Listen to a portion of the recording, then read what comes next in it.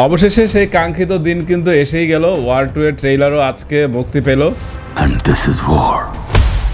তো এই পর্যন্ত 2025-এর সবচেয়ে বড় ধামাকা যে সিনেমা অপেক্ষা করছে দর্শক মনে, সেটা হচ্ছে ওয়ার 2 নিয়ে। ওয়ার 2-তে ঋত্বিক এবং জুনিয়র এনটিআর দুইজনে কিন্তু একদম জাস্ট পুরো ট্রেইলার জুড়ে কাঁপিয়ে দিয়েছে এক কথায়। এই সিনেমাতে ঋত্বিকও কিন্তু সোলজার এবং জুনিয়র এনটিআরও সোলজার।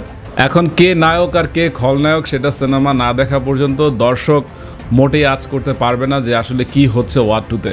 কারণ পুরো ওয়ার 2 ট্রেইলার জুড়ে কিন্তু পুরোটাই একদম কনফিউশন। এই মনে হচ্ছে ঋত্বিক ভিলেন, এই মনে হচ্ছে যে এনটিআর ভিলেন, কিন্তু আসলে সত্যিকারের ভিলেন কে সেটা শুধুমাত্র সিনেমা মুক্তি পেলেই বোঝা যাবে।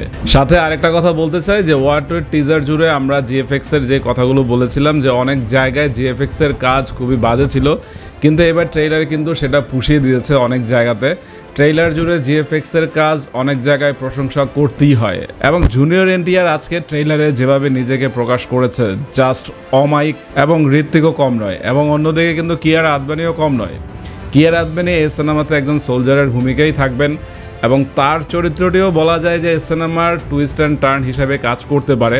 কারণ সে কিন্তু ঋত্বিকের সাথে প্রেম ভালোবাসা করতে দেখা যাচ্ছে, এবং অন্যদিকে ঋত্বিকের সাথে মারামারিও করতে কিন্তু আমরা দেখেছি কিয়ারা আদবানিকে।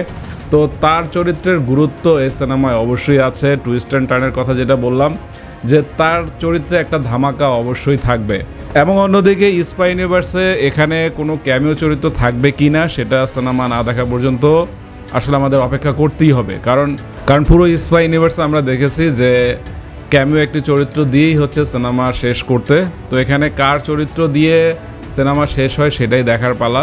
অবশ্য বলা যায় যে স্পাই ইউনিভার্সের নতুন সিনেমা হবে আলফা, তো সেখানে আলিয়া ভাট থাকবে, শর্বরী থাকবে, হয়তোবা তাদের একটি ক্যামিও দিয়েই ওয়ার 2 সিনেমাটি শেষ হবে। তো যাই হোক, ওয়ার 2 ট্রেইলার জুড়ে যে ভয়াবহতা আমরা দেখছি, তো সেটা সিনেমায় আমরা কতটুকু দেখতে পাবো সেটাই কিন্তু কথা।